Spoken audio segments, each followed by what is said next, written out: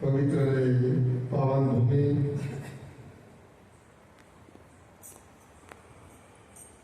ઉદયરામ મહારાજના નામ સ્મરણથી સતત 29 વર્ષથી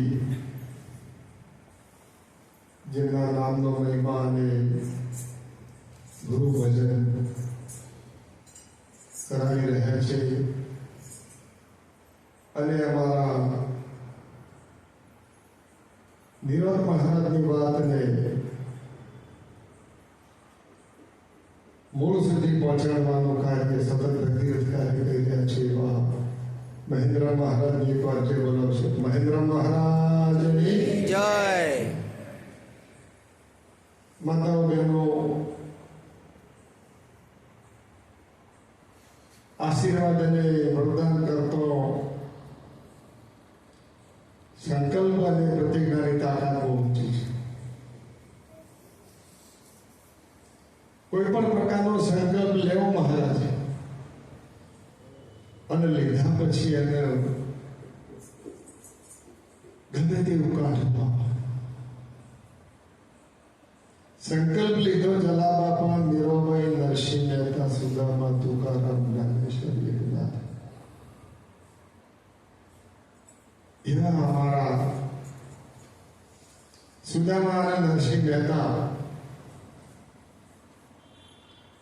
સતત બુદ્ધરામ મહારાજની પૂનમની ઉજવણીની શરૂઆત કરી એ દિવસથી થાય અને અમારા નિરંજન મહારાજના સૌથી વયોવૃદ્ધ અને આદર્શ પ્રમાણ અને સાહેબ આજે જાણીને ખૂબ જ આનંદ થયો. એક સંકલ્પને પોતાની જાતે લઈને 29 વર્ષ સુધી સતત પાળવો છે એ બહુ ઊંચું તક કહેવાય, સાધના કહેવાય. એવી સાધનામાંથી પાર ઉતરેલા મારા આદર્શ એવા જંત્રાલ નિવાસી ઈશ્વરામ મહારાજ, એક વાર જોરદાર તાળી બજાવજો. ઈશ્વરામ મહારાજની જય.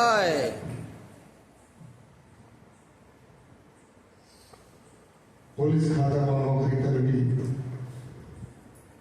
અને એમાં નિષ્ઠા રાખવી, વફાદારી રાખવી, નીતિ રાખવી, પ્રમાણિકતા રાખવી. આજે મને મુસ્લિમ બિરાદર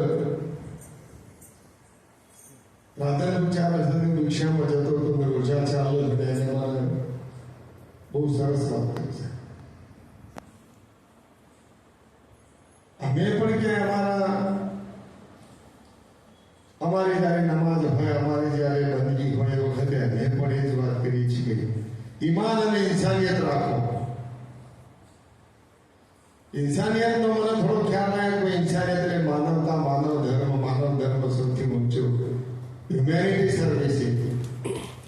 પરંતુ એને ઈમાનની વાત કરી છે. નીતિ અને પ્રમાણિકતા રાખવી,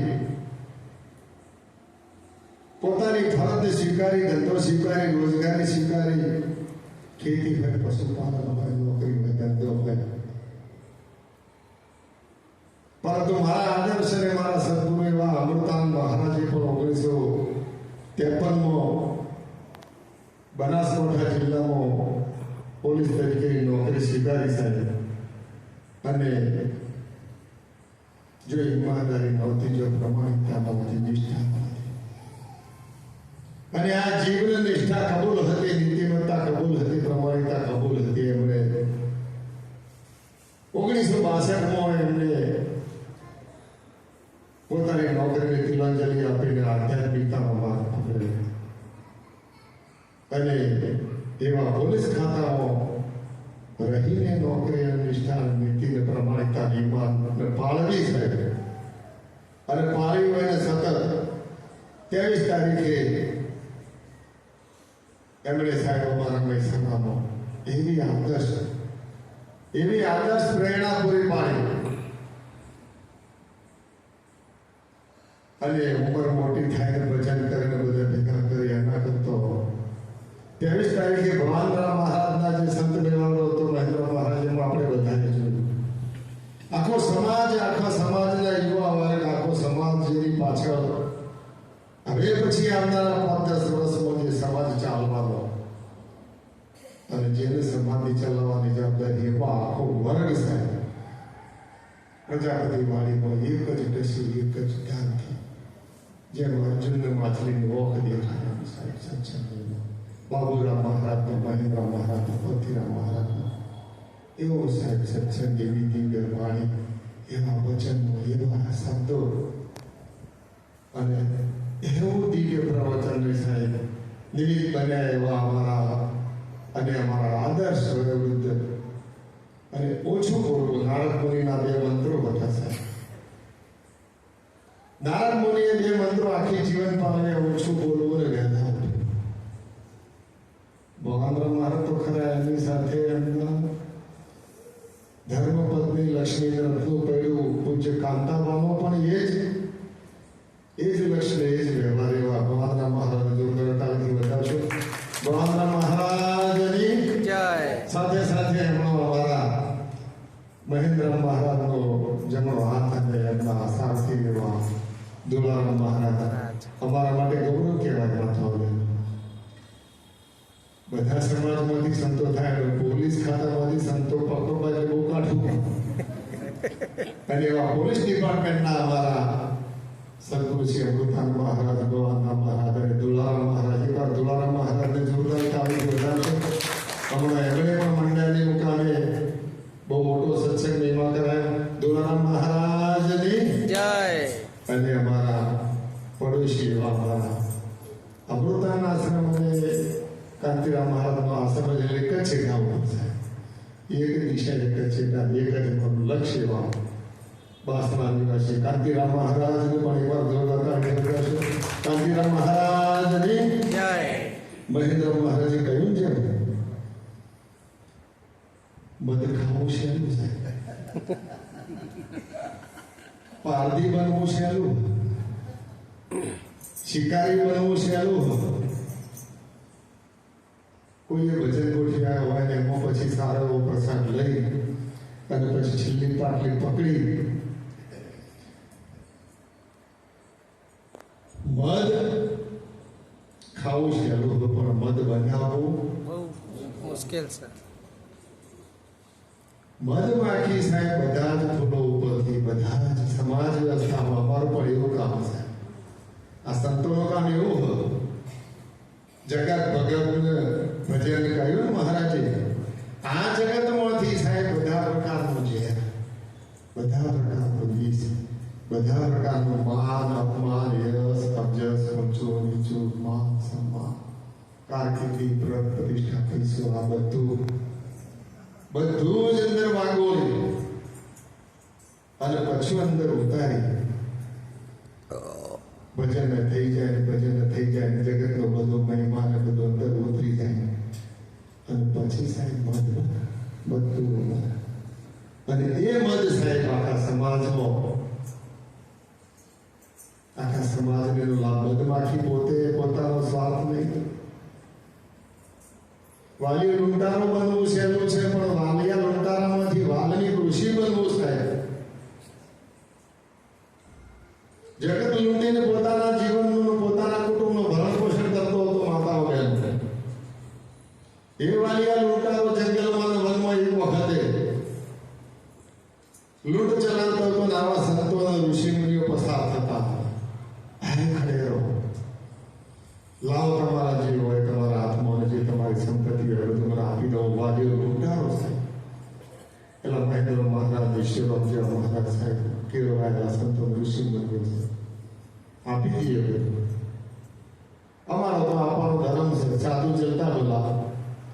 પણ એક શરત, તું તારા ઘેર જ્યાં લૂંટવાનું કામ કરે છે લૂંટીને જે તારા ઘરનું ભરણ પોષણ કરવાનું પાપનો ભાગીદાર બનીને તું આ બધું પાપ કર્મ કરીને અત્યાચાર કરીને જે પોતાના કુટુંબનું ભરણ પોષણ કરે એ કુટુંબને તું પૂછી અને કુટુંબ એમ કે અમે બધા ભાગીદાર છીએ તો તારી સાથે સહમત છે. વાલીઓ લૂંટારો પોતાના કુટુંબને પૂછવા અને કુટુંબની ઘેર પૂછ્યું પતિ પત્નીને આપણે સમાજ વ્યવસ્થામાં પણ બધું કરતા હોઈએ ને છેડો મોટો કરીએ. કોઈ વખતે બીજું ભાઈઓ ભાગમાં પણ આપણે લાખ ભાગમાં પણ આપણે નિમિત્ત કરીએ. વાલિયા લૂંટારાએ પૂછ્યું અને આખું પરિવાર છૂટી પડી છે. પત્ની બાળકો બધા છૂટી પડ્યા અને આવામાં માલ મિલકત બીજું ત્રીજું ખજાનો બધું હાચું પામો પાપના ભાગીદાર અમે તમને ક્યાં લૂંટી લાવવાનું કીધું? અમે તો એમ કહ્યું તમને પાપ કરવાનું કીધું. વાલિયા લુંટારોને ચોટ લાગી સાહેબ. એક શબ્દ ઔષધ એક શબ્દ ભાવ હોય. મહેન્દ્ર મહારાજ કાયમ પોતાના સત્સંગમાં તમે લક્ષ્ય રાખજો માતા. તમે શબ્દ પકડો. એક શબ્દ તમારો 30 મિનિટમાં સંત બનાવી દે. એક શબ્દ 30 મિનિટમાં શૈતાન બનાવી દે. એક જ શબ્દ સાહેબ. વાલિયા લુંટારાને ચોટ લાગી ગયો. ઓહો હું આટલું પાપ કરું, અત્યાચાર કરું, મારા માથા આટલું ખૂનામર્દી કરું, લૂંટ ચલાવું અને મારા કુટુંબ માટે, મારા પરિવાર માટે પરિવાર ના એ પણ પાપના ભાગીદાર. અને એની એવી ચોટ લાગી. પાછો પેલા ઋષિ મુનિઓ પાછા એમણે એક મંત્ર આપ્યો, રામ રામ રામ રામ. અમે ફરી આવીએ તો હજી તો મંત્ર કરશે. વાલિયા લુંટારાને સાંભળી એવી ચોટ, એવી ટેક લીધી, એવી પ્રતિજ્ઞા લીધી તો રામ રામ રામ રામ રામ રામ રામ રામ રામ રામ. એક જ પર ઉભા રહીને વાલિયા લુંટારાએ વર્ષો સુધી તપ કર્યું. ફરી પાછા સંતો થયા. ફરી પેલા ઋષિ મુનિઓ પાછા આવ્યા એટલે થોડો એના પર આખો રાફડો થયો. આખો ઊંધેનો રાફડો થઈ ગયો તો અંદરથી અવાજ આવતો રામ રામ રામ રામ રામ રામ રામ. અને એ વખતે સંતોએ પેલા ઋષિ મુનિઓએ સંસ્કૃતમાં રાફડાને વાલ્મીક શબ્દ કહેવામાં બેસીરો મહારાજ. સંસ્કૃતમાં રાફડાને વાલ્મીક શબ્દ કહેવામાં અને વાલ્મીક નામ પાડ્યું. સમયાંતરે એનું નામ વાલ્મીકી થઈ ગયું ને એને સમાધિ અવસ્થામાં સાહેબ રામાયણ લખ્યું હતું. રામ અવતાર પહેલો વાલિયો લુંટારો તો વાલ્મીક ઋષિ થઈ ગયો ને એને રામાયણની રચના કરી. પછી સમયાંતરે સંત તુલસીદાસે કરી. અને હમણાં 22મી જાન્યુઆરી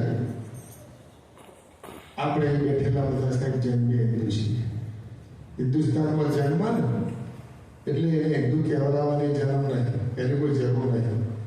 પરંતુ એને બનવાની જરૂર છે સાહેબ. હિન્દુ ધર્મ રામ અવતાર આપણે રામનવમી ઉજવીએ, કૃષ્ણ જન્મ ઉજવીએ, નંદ કે આનંદ ભયો